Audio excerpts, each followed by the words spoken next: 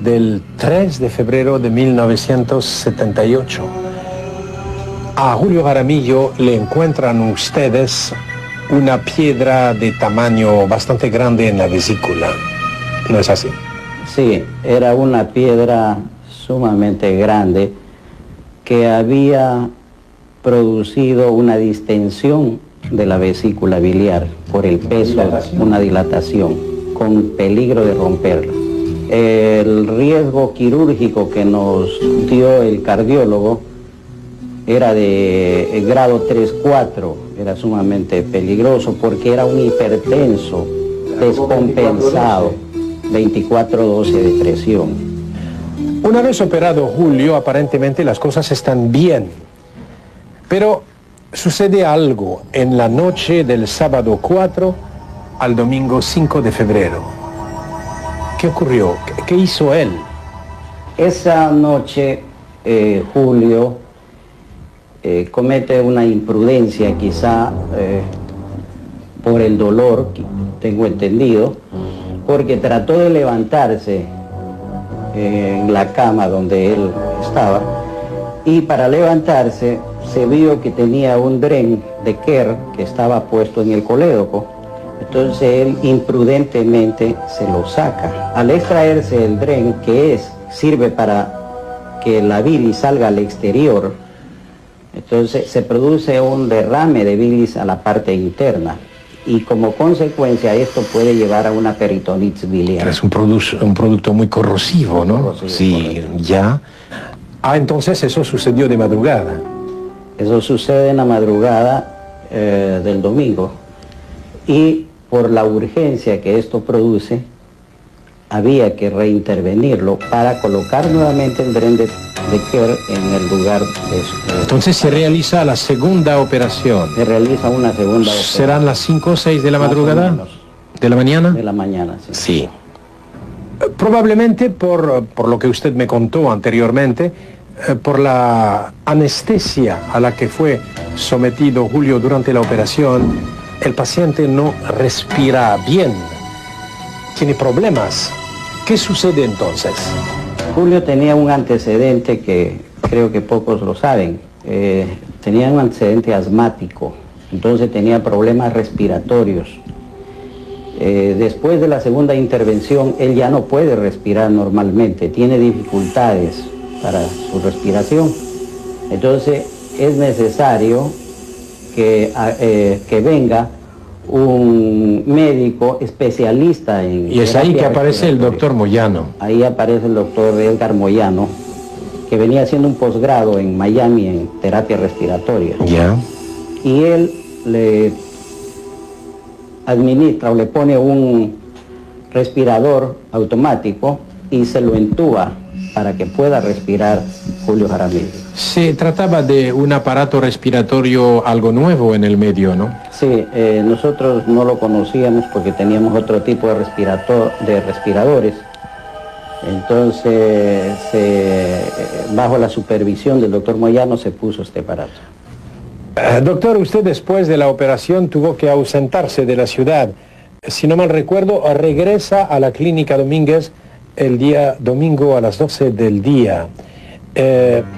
Encuentra a Julio amarrado, sí, a la cama. ¿Por qué motivo lo habían amarrado? Bueno, supongo. Para impedir nuevamente que pueda cometer algún otro desafuero en el asunto por el dolor o por cualquier otra cosa que pueda suscitarse, se procede por medio de unas vendas a fijarlo. Pero de pronto usted se encuentra en el primer piso de la clínica Domínguez y baja la enfermera. La enfermera le dice, por favor, suba pronto, doctor. Julio Jaramillo se está muriendo. ¿Qué estaba ocurriendo? Yo subo nuevamente a su habitación y lo encuentro que el aparato, el respirador, se había parado, ¿no? No funcionaba. Entonces, lógicamente, el paciente estaba sin oxígeno. ¿Con cianosis? Estaba con cianótico. Eso me hizo actuar rápidamente y a desarticular las mangueras que entraban el oxígeno, coger un aparato manual que se llama ambú, como un fuelle. como un fuelle, colocarlo y comenzar a darle respiración manualmente, hasta que el paciente recuperó nuevamente su coloración violácea que tenía. Pero ahí sucede una cosa para nosotros extremadamente emotiva. Me acuerdo haber oído a Lucho Galvez, gran amigo de Julio, comentando aquello. Julio Jaramillo toma su mano, doctor, la presiona y ¿qué le dice?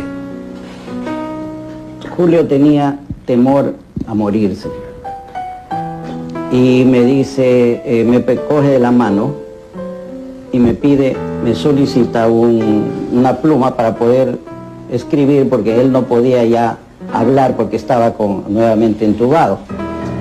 Le presto la carpeta para que escriba qué quería decirme y me escribe: no me dejes solo. Es el momento en que piden pintas de sangre para Julio, y donde usted va a proponer su propia sangre, que era la misma, porque a pesar del fervor que dizque despertaba el ídolo, solo llegó una pinta, y no era una pinta ecuatoriana, sino de una persona cubana. Sí, relativamente así fue. Esto producía en el paciente cierta depresión, porque cuando en el preoperatorio uno solicita unidades de sangre, se hizo llamado por radiocristal, pero no acudió nadie prácticamente a dar sangre más que una dama cubana. Entonces, la depresión que produce en el paciente antes de entrar a un quirófano es un poco difícil para la misma anestesia. Entonces yo tuve que calmarlo porque se encontraba melancólico, y le dije que no se preocupara, que yo le iba a donar una unidad de sangre, que teníamos el mismo tipo de sangre. Doctor, llegamos al día lunes. Julio Jaramillo durante todo aquel día pasa entubado, tiene un tubo que va a la tráquea y aparentemente se recupera, pues el día martes ustedes le quitan este tubo. ¿Fue así? Así mismo es. El día martes, porque ya se le hizo unas pruebas de respiración. Y respiraba normalmente. Entonces procedimos a extraerle el tubo y ya no usar... El tubo a veces lastima las cuerdas vocales. ¿Cómo estaba él? Había una afonía, prácticamente no se... ¿Tenía problemas para hablar? Ella disponía, no podía hablar, tenía problemas, no se le escuchaba bien. El día miércoles, Julio recupera prácticamente la voz, pero se declara una emergencia, esta vez es al nivel de los riñones. Hay un problema renal. Ahí va a intervenir el doctor Jorge Patiño. Así es, comienzan a haber una serie de problemas de orden metabólico en el organismo del paciente. Se eleva la creatinina, que es un parámetro que nos avisa de que está dañándose el riñón, y se procede a hacer una interconsulta con un nefrólogo. Doctor Patiño, el mismo día que muere Julio Jaramillo, el 9 de febrero de 1978, usted pues recién acaba de volver de Alemania, donde se fue a perfeccionar, y quizá por eso lo llama como especialista en enfermedades renales. A Julio se le declaró una complicación renal.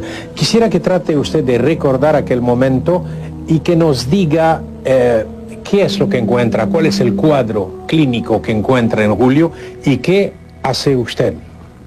Bueno, fui llamado para ver a Julio Jaramillo esa noche, y en el instante en que lo vi que en realidad había muchas complicaciones, no solamente la complicación renal.